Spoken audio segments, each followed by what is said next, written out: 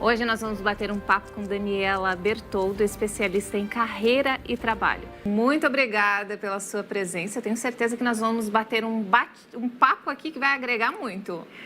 Muito prazer, Juliana. Eu que agradeço. É uma honra estar aqui com você e também uma responsabilidade. Daniela, conta pra gente um pouquinho da sua história. A minha história, ela é a história de uma menina, né, que nasceu no interior de São Paulo, Ribeirão Preto, que sonhou em fazer carreira, fez carreira no mundo corporativo durante 25 anos e decidiu fazer uma transição de carreira para poder se dedicar a um propósito, que é ajudar outras mulheres em suas carreiras e também desenvolvendo a sua liderança. E hoje é exatamente isso que você faz, né, Daniela? É exatamente isso. Eu fundei o Instituto Bert. Hoje o Instituto Bert, ele tem como missão ajudar organizações e pessoas também a transformarem os seus negócios através da sua liderança. Daniela, por que a sobrecarga no trabalho pode ser tão prejudicial à saúde? Ela é muito prejudicial à saúde porque você não consegue ter a sua capacidade, o seu cognitivo em dia para poder tomar as melhores decisões. Hoje tem inúmeras pesquisas, inclusive em Harvard, que mostram que a falta de sono, ela impacta em até 66% do seu cognitivo. A má alimentação, ela impacta em até 33% do seu cognitivo. E a falta de atividade física impacta em até 27% do seu cognitivo. Ou seja, se você não tem uma qualidade de sono, se você não tem uma alimentação adequada, se você é sedentário, não faz atividade física, ele vem a sobrecarga. E com a sobrecarga, você não vai conseguir fazer escolhas conscientes e nem tomar as melhores decisões. E isso impacta a sua carreira, a sua vida pessoal, a sua vida profissional e também das pessoas que estão em torno. Porque não é só sobre a gente, né? É sobre o meio que nós estamos inseridos. Dani, mas como deixar o ambiente de trabalho menos propenso a isso, a essas doenças? O ambiente de trabalho, ele precisa ser um ambiente seguro para os seus colaboradores. Porque o que a gente percebe? Essa sobrecarga vem do colaborador querendo mostrar cada vez mais a sua competência, o seu valor para a empresa e o medo de ser demitido. Então, como ele vive essa pressão de ser demitido, ele acaba assumindo mais responsabilidades, ele acaba negligenciando a sua vida pessoal em prol disso. Então, eu acredito fortemente que as empresas, elas precisam ter políticas claras e mostrar para aquele colaborador que ele está num ambiente seguro e que ele pode produzir se cuidando. Porque se o colaborador, ele adoece, o que acontece? Ele se afasta. E hoje, o segundo maior custo de uma empresa é o plano de saúde, depois da folha de pagamento. Então, ele vai usar mais o plano de saúde, ele vai se afastar das suas atividades. A empresa vai perder aquela mão de obra e vai ter que repor outro no lugar. Então, essa sobrecarga, esse adoecimento, ele é prejudicial tanto para as organizações como para os colaboradores. E o que vem disso, antes de ter essa política, é você mostrar para o teu colaborador que ele está inserido num ambiente seguro e que ele pode sim se cuidar e que ele pode ter a tranquilidade de que ele vai ter o apoio da empresa. Eu não estou falando de competências, eu não estou falando de habilidades, eu estou falando em proporcionar um ambiente seguro para que o colaborador cuide da sua saúde. Mas, infelizmente, muitas empresas aqui no Brasil, elas acabam vendo o seu colaborador apenas como um número, né? Isso é um erro. É um equívoco, porque isso impacta fortemente no resultado da empresa. Custa caro contratar um colaborador, mas custa mais ainda demitir um colaborador. Então, quando as empresas começarem a perceber que isso é um custo alto, que você perde talentos, que você perde pessoas e que isso impacta na sustentabilidade da empresa, eu acho que a gente começa a ter um novo cenário dentro das organizações. E deixar de ser departamentalizado. Por quê? Porque grandes organizações, eles são compostos de departamentos. Então, o departamento do RH olha para o RH, o departamento de tecnologia olha para a tecnologia e a gente não olha para o todo. A gente precisa olhar para o todo e o quanto isso impacta o resultado. E muitas vezes existe uma rivalidade dentro da empresa mesmo, né? Com os próprios setores. E isso também é mais um fator de adoecimento. O alto nível de competitividade dentro das empresas, entre as pessoas, para se manterem naquele lugar. Para se manterem naquele lugar. Isso é mais um fator de adoecimento. Então, eu acho que nós estamos caminhando, hoje o mercado fala muito do ESG, né, de políticas sustentáveis. Então, você percebe muitas instituições, como a ONU, como várias instituições, falando sobre essa sustentabilidade. E a sustentabilidade, ela não tem a ver só com o resultado, ela tem a ver com o processo de cuidar do colaborador para que ele fique saudável, para continuar entregando os resultados.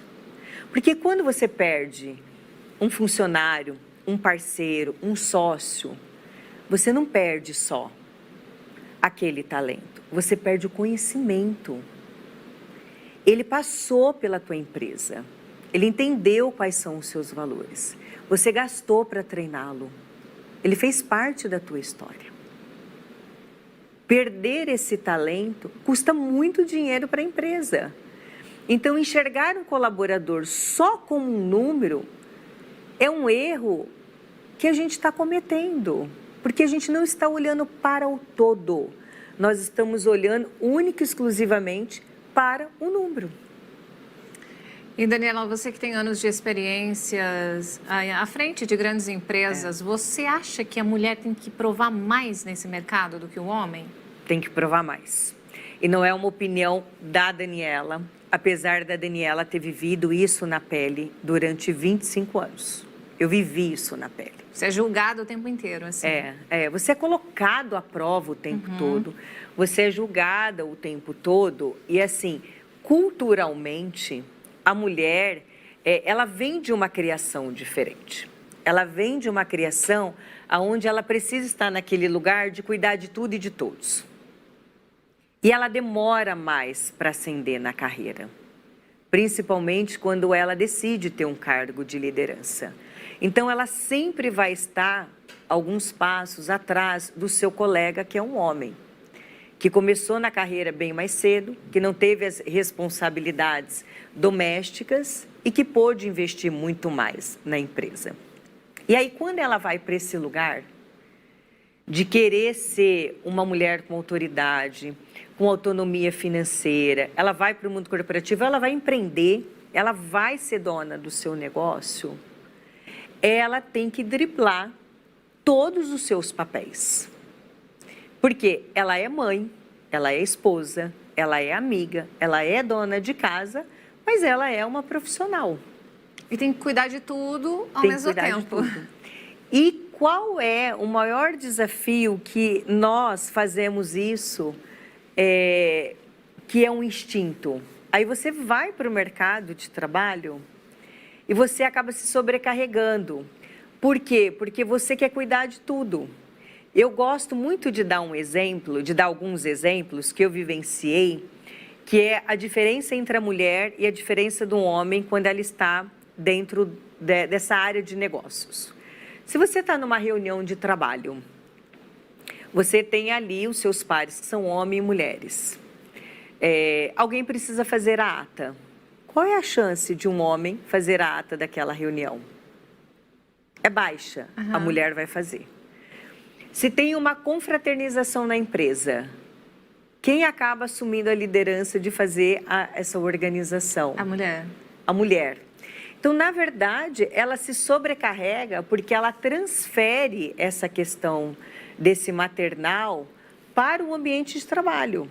Ela está sempre sobrecarregada. Fora que ela acaba não se posicionando porque ela tem um medo de não ser aceita dentro daquele meio, que ele é um meio mais masculino. Mas Daniela, como resolver isso? Porque tipo, as pessoas sabem que isso acontece, mas continua acontecendo, por mais que existem, tipo, a mídia põe isso em pauta o tempo inteiro e é muito presente hoje em dia na nossa sociedade.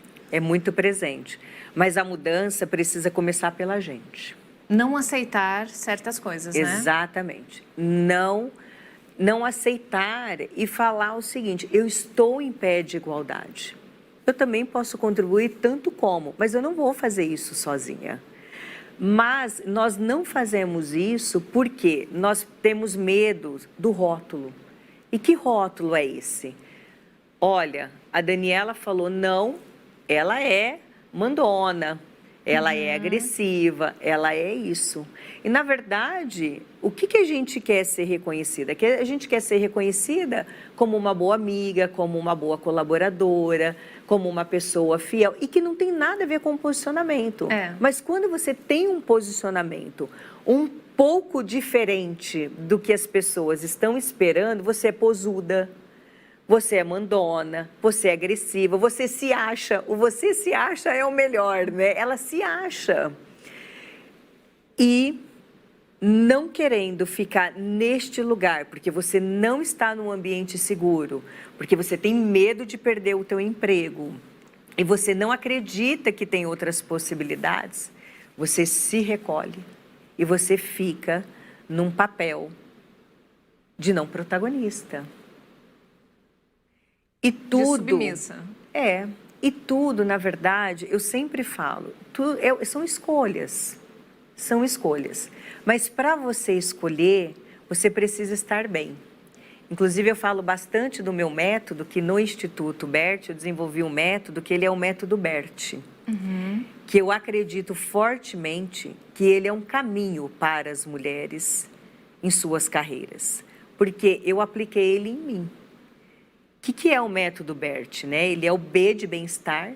Se você não estiver bem, você não consegue dar o segundo passo. Para que você possa fazer escolhas inteligentes, para que você possa ressignificar o lugar de onde você veio, o presente e também para onde você quer ir, para você poder buscar a transformação que você deseja. Então, ele é um ciclo. E olha só que bacana, as experiências da Daniela serviram como inspiração. Ela escreveu esse livro. Ela vai falar um pouquinho mais sobre esse livro e contar como que surgiu a ideia de escrever esse livro, Daniela. Na verdade, escrever esse livro foi a realização de um sonho. Mas só foi possível realizá-lo quando eu fiz uma transição de carreira e no auge da minha dor.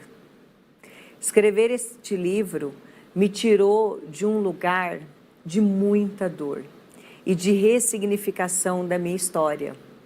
Porque eu entendi que você fracassar num projeto não significa que você é um fracassado ou que você é uma fracassada.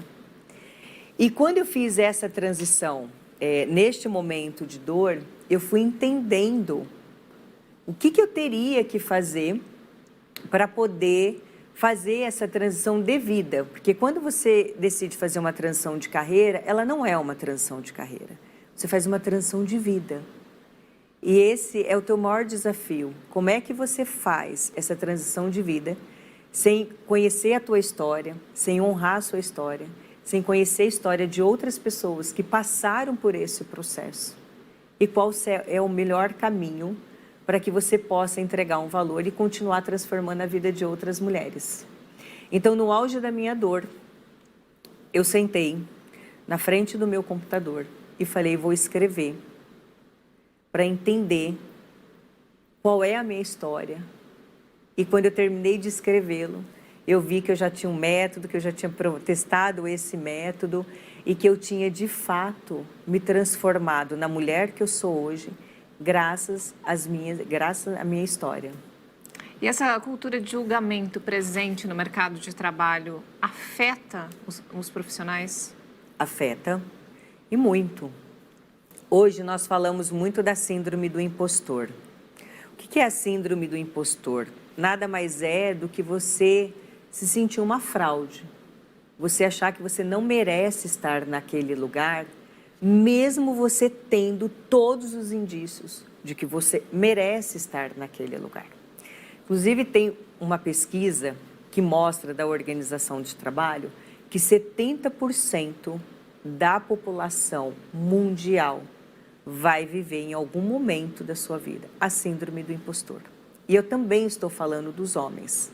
Só que por que nós falamos mais que essa síndrome está ligada às mulheres? Porque as mulheres falam mais e elas reconhecem com mais rapidez quando ela está sentindo essa síndrome. E onde que a gente percebe que isso é mais latente? Na questão de gênero, da mulher, porque ela está se provando o tempo todo, e na questão das classes minoritárias, porque você fica se questionando muito.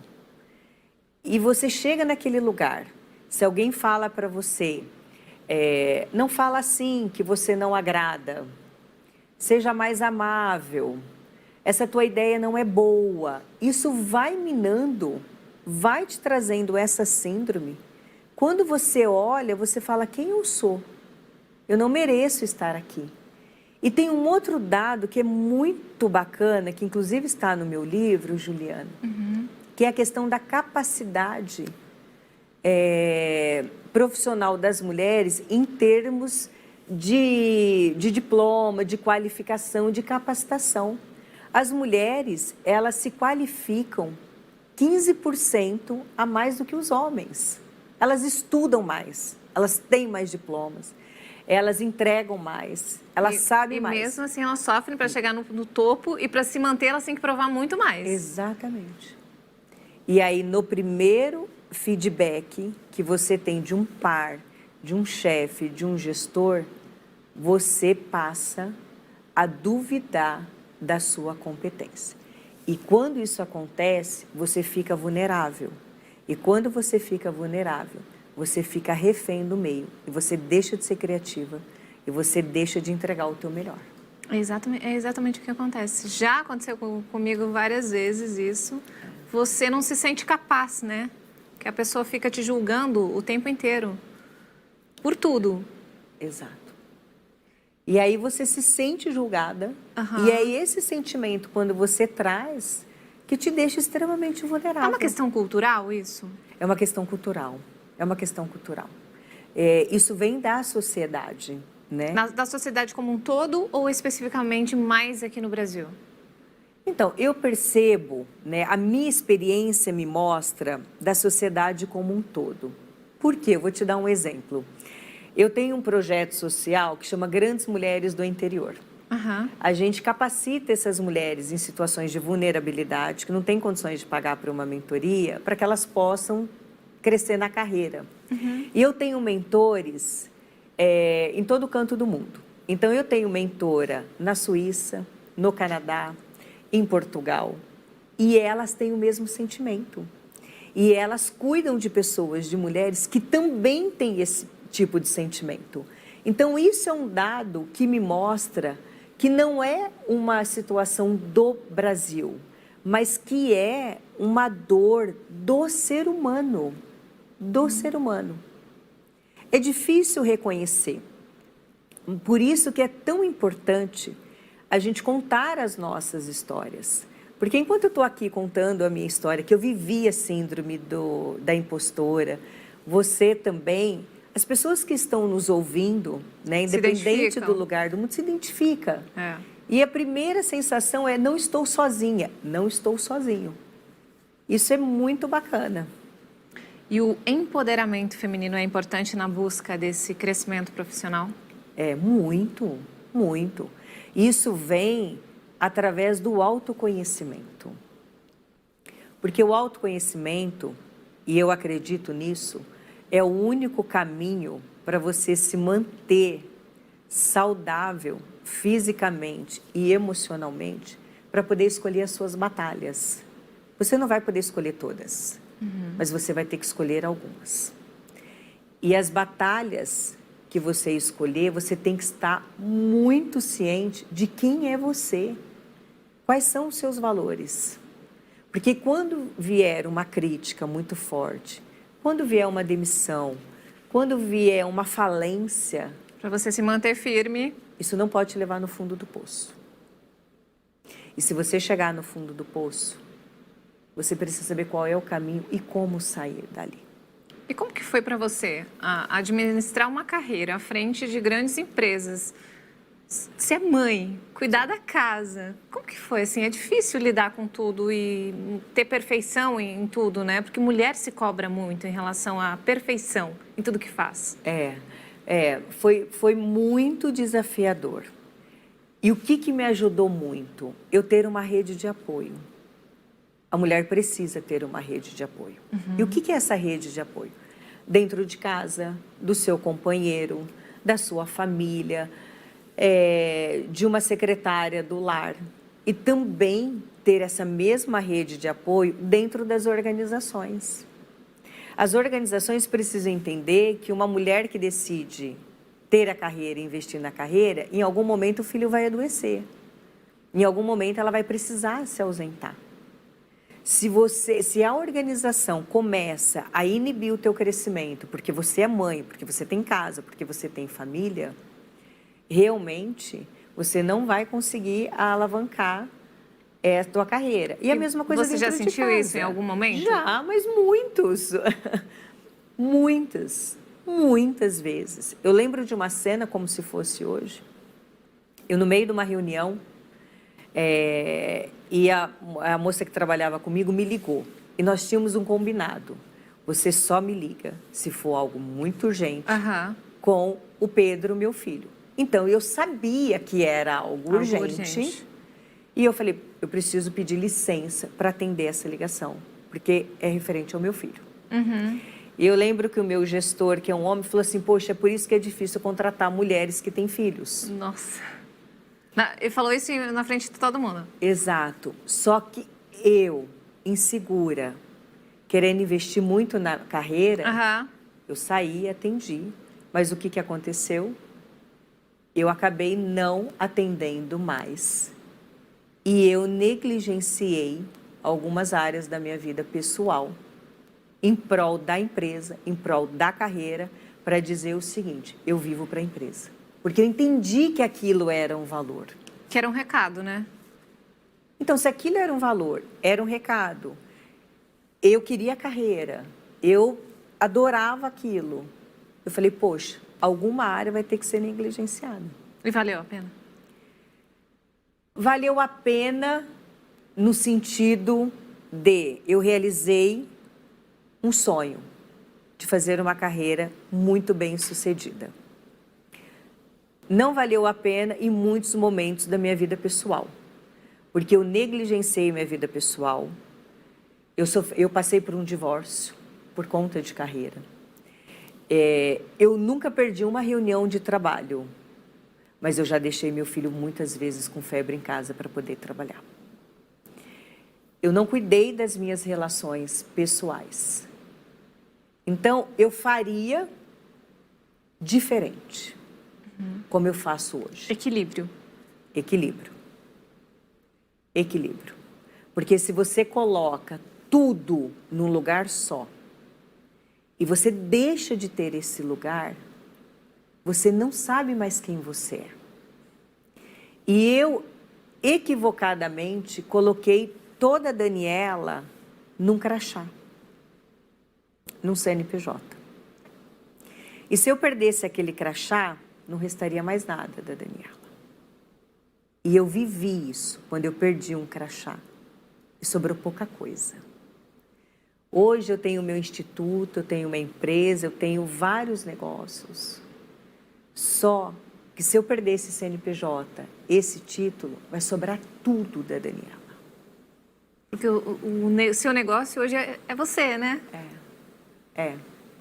Então, assim, o que eu sempre falo, por experiência própria, é que você é um ser integrado. E se em algum momento essa área se desintegrar, você precisa das outras como suporte. E a gente tem que ficar muito atento com isso. Porque ninguém quer um funcionário doente, ninguém quer um funcionário improdutivo, ninguém quer uma esposa doente, ninguém quer uma esposa improdutiva. Ninguém quer. Não dá. Eu amo, eu vou estar ao seu lado, mas tem um limite. Porque a pessoa que está ao seu lado também adoece se você não estiver bem. Por isso que primeiro cuida de você, para que você possa cuidar das pessoas que você ama, para que você possa cuidar da sua carreira, para que você possa cuidar de outras áreas da sua vida. Mas eu acho que muita coisa também mudou depois da pandemia. As pessoas estão mais sobrecarregadas, as empresas enxugaram gastos e sobrecarregaram os funcionários que ficaram. Essa é a realidade da maioria das empresas, né, no Brasil. E por isso que tem esse volume. Além de nós termos passado por esse período de pandemia, que mexeu muito com o nosso psicológico, tem esses impactos, né, que foram provocados pela época. Tem sim. Isso é uma verdade. E até hoje nós estamos colhendo isso. Mas sempre tem que ter um caminho. Porque se não tiver um caminho, nós estamos concordando que vai ser assim para sempre. E sempre tem um caminho.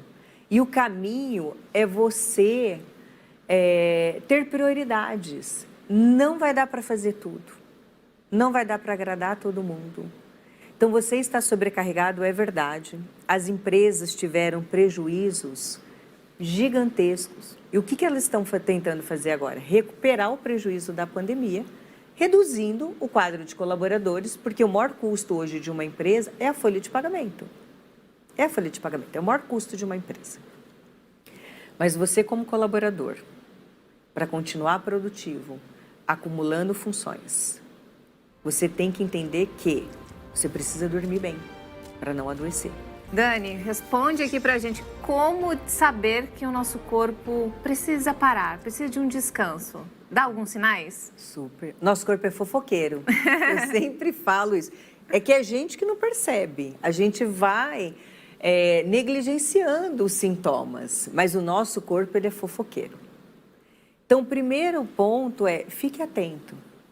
Se você está sentindo um cansaço excessivo, se você começa a ter muita enxaqueca, se você começa a ter dor de estômago, qualquer sinal diferente no seu corpo, pare e preste atenção.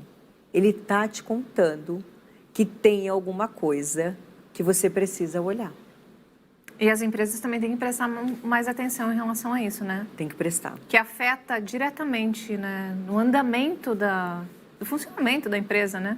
Claro, impacta nos resultados. Eu sempre falo, porque assim, as organizações precisam de resultados para serem sustentáveis e para se manterem valiosas no mercado. Mas quem traz os resultados são os colaboradores. Funcionário adoecido, fora da ativa, não vai trazer esse resultado. Então, uma coisa está conectada com a outra. Mas a gente precisa sair do piloto automático, enquanto organização, entender o que está acontecendo. Qual que é o índice que eu tenho de rotatividade na minha empresa? Isso é um sinal.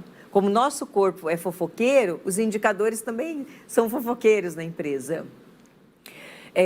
Qual é o nível de afastamento dos colaboradores? Qual é o nível de utilização do meu plano de saúde?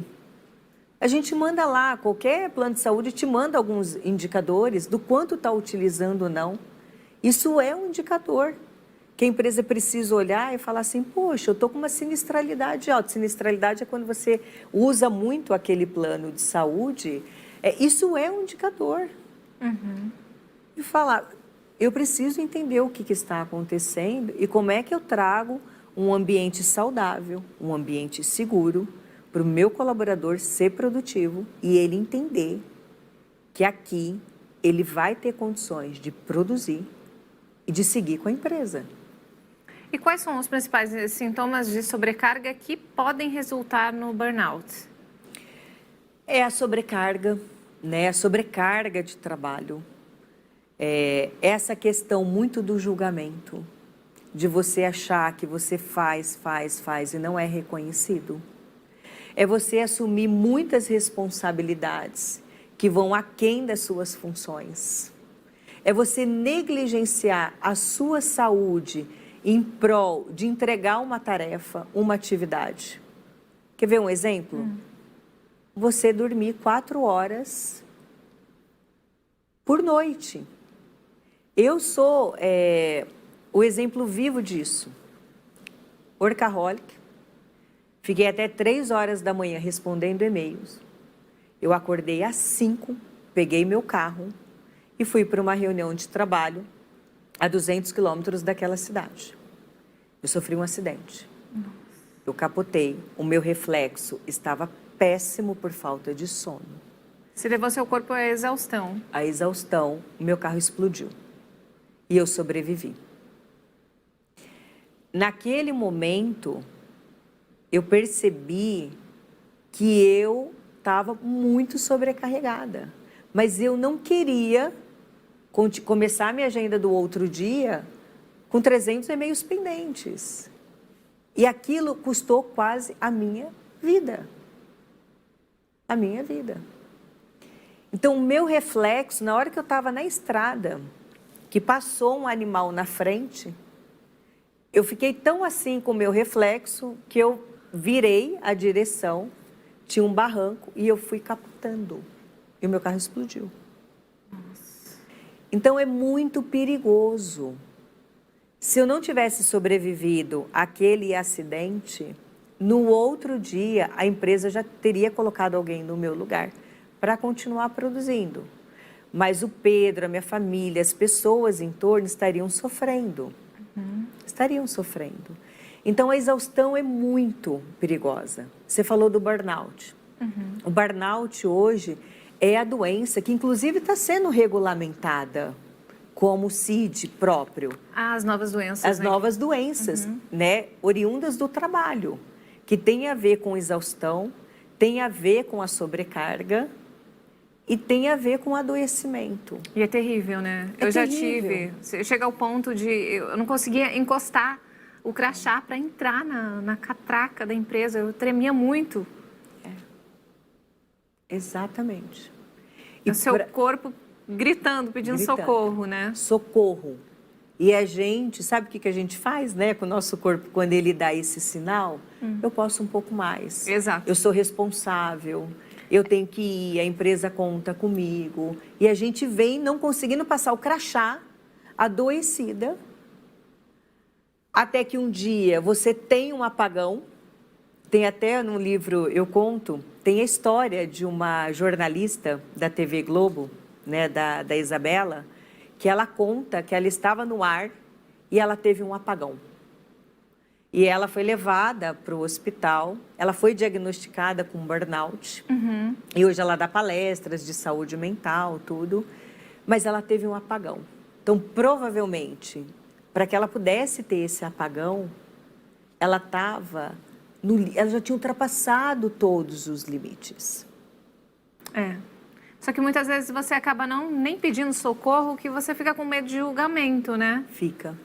Por isso do ambiente seguro nas empresas, que é uma bandeira que eu levanto. Você tem medo do julgamento, você tem medo de perder o seu emprego, você tem medo de perder o seu lugar. Sabe o que você faz? Você se negligencia e você ultrapassa os seus limites. Por isso que é tão importante as organizações criarem esse ambiente seguro. Eu acho que as multinacionais, elas têm uma visão bem diferente, né, das empresas nacionais. Elas têm um cuidado um pouco maior com o funcionário. Você não consegue ver isso? Elas têm. Por quê? Na minha opinião, né, pelo que eu vejo. Porque elas estão mais estruturadas. E tem uma área dentro das multinacionais que é a área de compliance, que é aquela área que regulamenta e que antecipa os riscos, principalmente reputacional, das empresas. Então, uma empresa multinacional que tem essa área de compliance, que tem processos regulatórios, que tem código de ética, tudo isso para cuidar da reputação da marca, da reputação da empresa, isso acaba se traduzindo em políticas que incluem os colaboradores, porque tem um risco reputacional dessa empresa. As empresas menores brasileiras, elas não são penalizadas, né, por governos. Por exemplo, uma empresa que é aberta na Bolsa, ela tem vários processos regulatórios que ela tem que tomar cuidado e que isso vem muito de pessoas. Mas empresas menores, como não tem que prestar conta para o mercado, não tem essas áreas estruturadas, acabam, de fato, negligenciando essa questão de pessoas mesmo. A gente percebe isso. Mas eu entendo que é muito mais uma questão de mercado, regulatório, de processos e de fiscalização do que de consciência mesmo. Porque eu falo que assim, por que você sabe que você não pode passar num sinal vermelho? Porque você sabe que você vai tomar multa. Uhum. Mas se você soubesse que você não tomaria multa, você iria respeitar o sinal vermelho? Exato. Provavelmente não. É isso mesmo. Muitas vezes tem que sentir no bolso, né? Então, a política, na maioria das vezes, ela vem com cuidado da penalização, da punição, e não da conscientização. É essa era que nós estamos entrando, que é a era da conscientização, que é a era da sustentabilidade, que é a era de cuidar do outro e não só olhar para a punição, para a penalização. E quando você entendeu tudo isso, em que momento que deu um start na sua cabeça? Tipo, nossa, eu preciso parar, eu preciso olhar para mim, olhar para minha família. Quando foi isso? Estava entre as 3 maiores dores do ser humano, né? Que as 3 maiores dores do ser humano é a morte, é o divórcio e a demissão. Uhum. No meu caso, foi uma demissão. E eu vivia para a empresa, 25 anos, vivia naquele crachá, dormia 4 horas por noite, não cuidava da minha saúde e depositei toda uma identidade naquele crachá. E quando, de uma hora para outra, eu fui comunicada que eu não teria mais aquele crachá e que eu saí da empresa e eu depositei aquele crachá e percebi que não tinha quase nada da Daniela ali. E momentos antes, eu tinha filas de pessoas querendo falar comigo. 6.000 pessoas que falavam comigo o tempo todo. Meu telefone parecia uma central de atendimento. E eu me sentindo amada, me sentindo importante, me sentindo competente, não podia dormir, não podia fazer nada, porque tinha que dar atenção para todo mundo. Quando eu depositei meu crachá na catraca, eu recebi 3 ligações no outro dia. Do meu filho, perguntando que horas eu chegaria em casa. Da minha mãe, perguntando se a gente poderia confirmar o café do sábado à tarde. E da moça que trabalha comigo, da minha secretária do lar, dizendo que eu tinha que fazer despesa. Ali eu vi que quando eu depositei um crachá... Você viu que aquilo não era a sua família, não né? era. Aquela dor de perda de identidade dentro de um crachá. Depois de 25 anos, negligenciando a Daniela, minha vida pessoal. Eu falei, não pode ser isso. E aí foi quando começa a minha jornada da reconstrução, do método, que eu conto bastante no livro também. E foi logo na sequência ou você teve um tempinho para absorver tudo o que estava acontecendo, para viver aquele luto interno? Não, eu não vivi o luto. Não vivi o luto. Por quê? Porque quando você está nesse automático, você perde a sua consciência. E olha que coisa maluca mesmo, por isso que eu falo muito da consciência. No outro dia, o que eu fiz como uma executora, porque eu sou muito executora, né? Eu acordei às 7 horas da manhã, eu tomei banho, eu coloquei roupa de trabalho, eu sentei no computador e comecei a trabalhar, montando meu plano de vida e montando a minha empresa. Eu não descansei um só dia. Caramba! Um só dia. Só que aí, ao longo deste processo, eu fui tendo algumas coisas de dizer, não, Agora eu vou cuidar da minha saúde, eu vou fazer isso, eu vou fazer aquilo. Mas que eu hoje, se eu tiver que falar para qualquer pessoa, eu falo o seguinte: permita-se viver o luto. Permita-se. Ele é importante.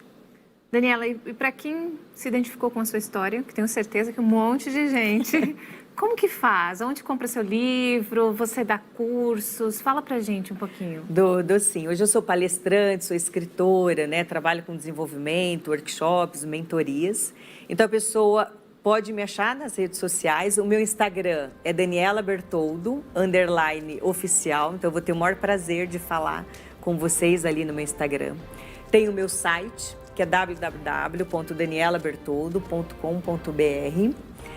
E ali tem todos os meus dados de contato, tem o telefone lá do Instituto Bert, tem o meu celular, pode entrar em contato comigo. E o livro, ele está disponível nas principais livrarias do Brasil e também pela Amazon. Você consegue comprar ele na Amazon ou em todas as livrarias do Brasil. Daniela, muito obrigada por esclarecer tantas dúvidas, né, de um assunto tão relevante. Eu que agradeço. Muito agradecida pela sua presença aqui. Eu Foi que agradeço. muito bom.